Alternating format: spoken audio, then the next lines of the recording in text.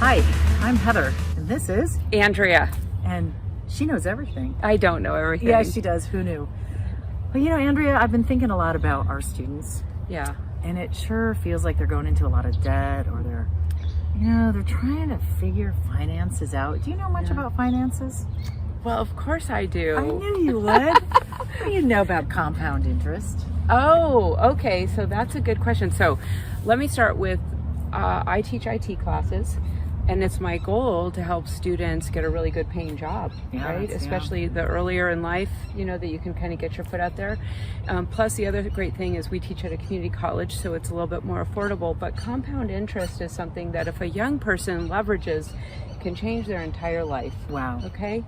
So what's compound interest? Well, if we start investing at a young age, so I'm just going to use the age of 18 because it will be easy to do some math. Okay. Okay. So let's say from age 18 to 28, so 10 years.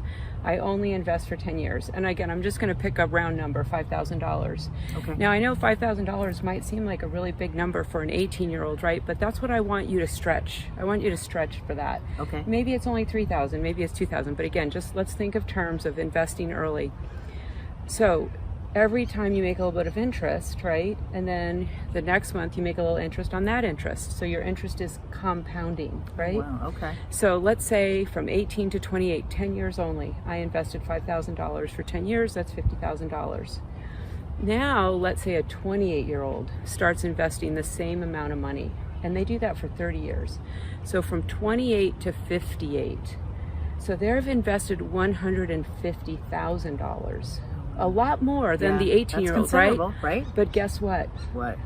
When you're 65, the 18-year-old has $610,000 from compound interest, and the 28 to 58-year-old only has $500,000. Earlier. Yes, the key is not in the longevity of investing. Of course, that's good too, okay? Mm-hmm. But really, if I could impart anything on my students, it's to start early, no matter how small or big it is. Not only that, a lot of times our younger students haven't yet developed a ton of responsibilities.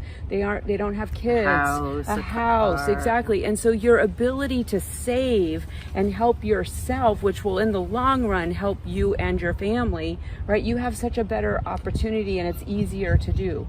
Now, what if you're that same person at 18 and you invested to 58, the $5,000? By the time you're 60, you'll have over $1 million. You'll have about where do I $1 find million. these accounts to invest in? What do you mean? Like, It can is it a be- savings account? It can be, well, no, you can't really do it in a savings account. You want to look for investments that will give you about a 7% interest, right? And sometimes there's going to be a lot more, right? Other times it might be less. But if you look at the investment funds, like a good mutual fund over the last 100 years, 200 years, they're stable.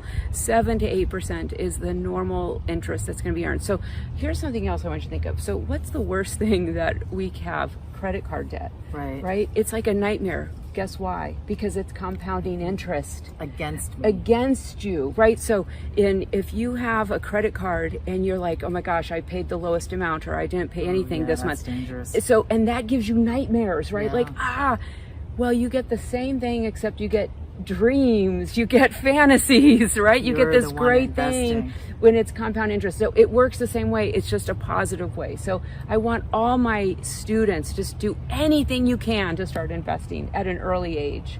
Wow. Well, who knew? Now you do. Thanks, Andrea. Yeah.